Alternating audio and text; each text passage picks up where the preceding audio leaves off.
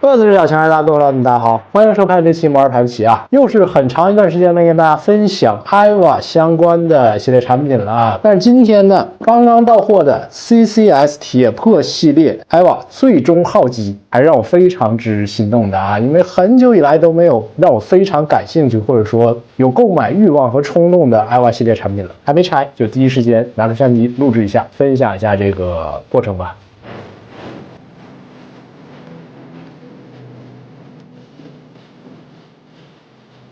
首先还是看一下外包装方面，最终号机外表这个包装同样是一个牛皮的纸箱，前方呢很性感的一个线稿图啊，性感，标志性的性感猫腰，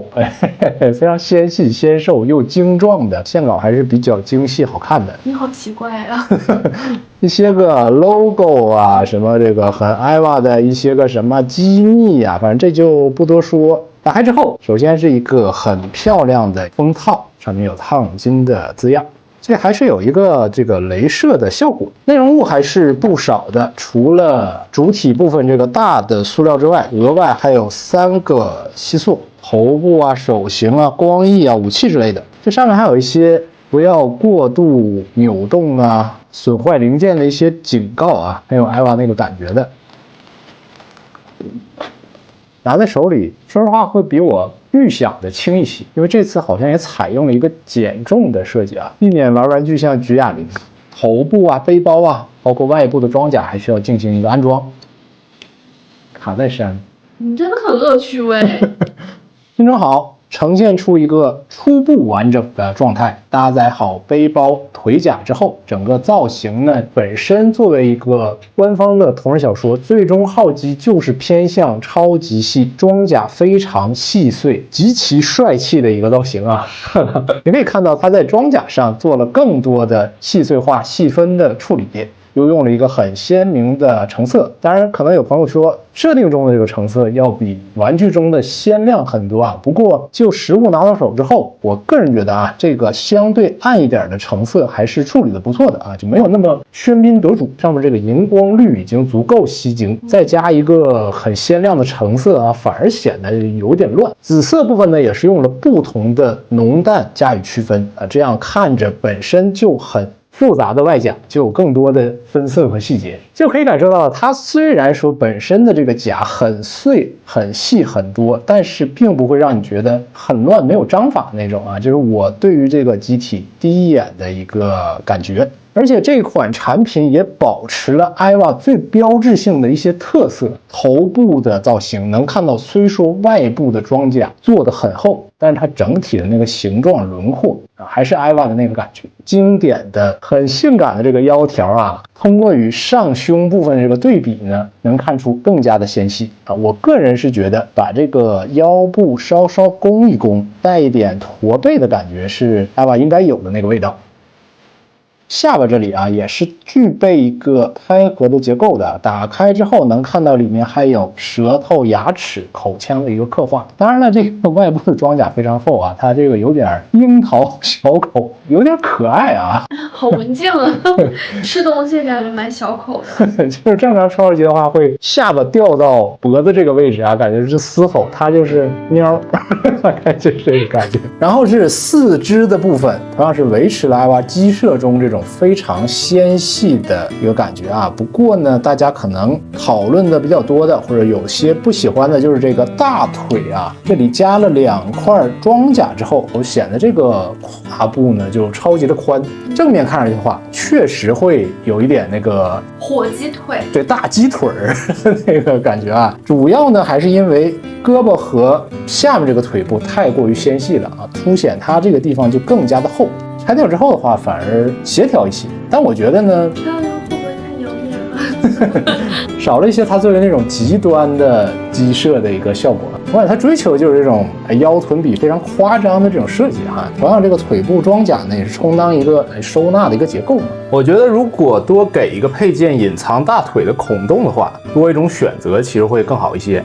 背包的部分也是非常独特的，最终号机不像超号机那样肩部是带有一个拘束的装置的，这两边其实是与背包直接连接的啊。虽然看上去很像这个拘束器，实际是一个这个量子波动的一些个装置啊，这有4个，这里也有一些比较好玩的一些联动啊、可动的结构的，大家拿到手的话可以去自己再体验一下。全部打开之后，类似于插入栓的这个位置啊，是有一个磁吸的小圆片。剧情中这个小圆片应该是像那个鸣人开6道之后后面浮的那个黑球一样啊，就是飘在这个后背后面的啊，就在大概这个位置悬浮着的啊，所以它采用了一个磁吸啊，就吸在这个后端。你们替它悬浮着，就是你心中知道这个东西是悬浮着就可以了。悬浮在心里吗？对，悬浮在我心里啊。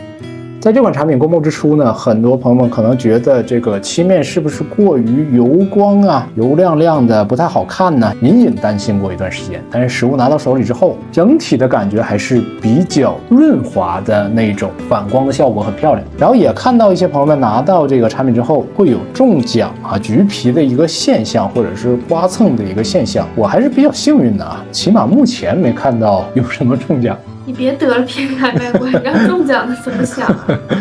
毕竟按照设定来说，最终号机是没有插入栓的一个结构的，所以就没有很精彩的一个后背部分的打开的结构啊。当然了，在有限的空间内，这款产品还是做出了比较丰富的联动的，这个小的甲片的一些位移还是比较惊喜。然后针对于可动部分呢，也做出了一些比较有趣的设计啊。我很喜欢的是它小腿肚子这里以及膝盖窝上下的2片甲啊，这里都做出了一个回弹避让的结构，可以呈现一个非常好的IVA肉体人体的那个感觉的。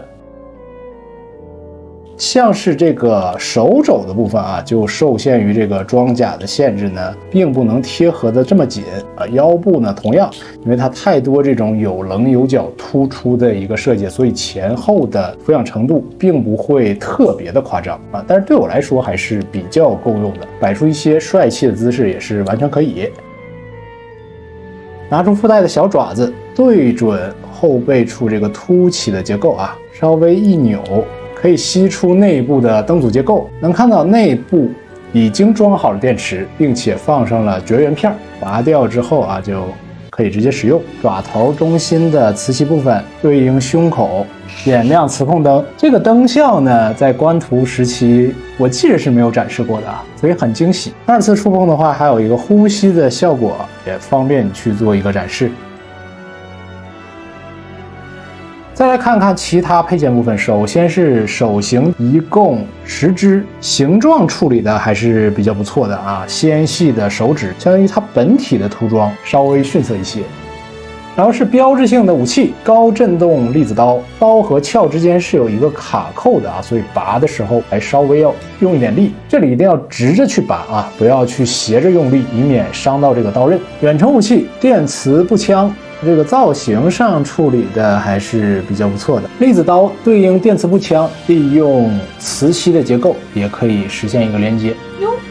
电磁步枪上方这个滑道可以向上提起，直接和背包内部的这个挂钩进行连接。然后是超长的近战武器，主体的形制呢，就是一个类似于武士刀一样的造型。可以看到这个刃部呢，也做出了一些类似于烧刀烧刃的这个痕迹，模仿金属的效果。上端握柄把手这里还是一个可动的结构，但是它整体呢全是塑料的结构啊，又由于非常的长，所以你看它掰起来的话还偏软一些。同样还有一把近战武器叫做孙六式灭绝刀啊，这个武器的名字是一个比一个抽象啊，不同的是它自身带有一个刀鞘，刀鞘上面可以有一个镂空的展示，后方这个橙黄色涂装也是比较鲜亮好看的。拔出的时候一样，记得直着用力，尤其它比较长，这个卡口还是有一点紧的。卢克莱修之枪打开之后需要自己去组装一下，有棱有角的一个设计还是很漂亮。荧光的紫色，我觉得在众多的武器之中，这个长枪配合最终号机还是最有调的啊。最吸引人的配件莫过于2大2小的4支光翼啊！之前看官图的时候就被这个展开翅膀的造型吸引住了。外表处呢，可以看到一个七彩的偏光的效果，有一些镭射的那个感觉。配合透明的连接件，可以直接安装在后背上。大腿甲的外端可以通过拆下边缘的零件，安装一个纯金属的摆臂。这个末端呢，也可以直接搭载武器。即便是全副武装，整款产品还是能做到一个比较稳定的战力性的。但我很喜欢的一点就是这款产品可以把所有的这些武器呀，全部集成于一体。虽然说整个效果未必是非常好的啊，但对于我这种不太喜欢把武器收纳起来的，还是可以以这种形式做一个展示。然后，如果你觉得它不太稳，或者想要再去做出一些腾空的动作的话，这款产品也附带了一个地台，配合上端的支架，可以摆出一些腾空的造型。地台部分纯黑色，镜面的底加上一个烫金的字样，当然也是一个不折不扣的指纹收集器。通过一个拆箱的一个短暂的体验呢，这款 CCS 的最终号机是我玩过的所有可动的 EVA 机体的玩具中，从设计上、配件量上、造型上都是最棒的一款产品啊！有点夸张是不是？但确实这个体验的感觉是非常的棒的。造型上就不多说，官方同人小说非常神话的超级细的机体，加上漂亮的光翼以及复杂的配件，即便 CCS 不去魔改，本身的这个造型已经足够夸张和帅气了。如果你有 MB 或者30的同样的 EVA 的玩具放到一起去对比的话，你会感觉它高出了差不多一个半身。加之本体一些联动展开的结构，以及对于武器搭载的一个设计，都是很有趣的。胸灯和眼灯、磁控灯、呼吸灯的效果还是比较漂亮。然后在漆面部分的呈现呢，虽然达不到一个完美的效果，但同比去看，我个人觉得还是比较满意的。不过呢，在这个后面背包这里啊，不知道大家会不会和我一样的感受，就是这个小的量子波动器还是很松，尤其我这边这个已经支撑不住了。这里我也会去担心它其他的一些这个金属连接的关节，时间久了会不会出现这种松脱软化的问题啊？这个就有待再去考验。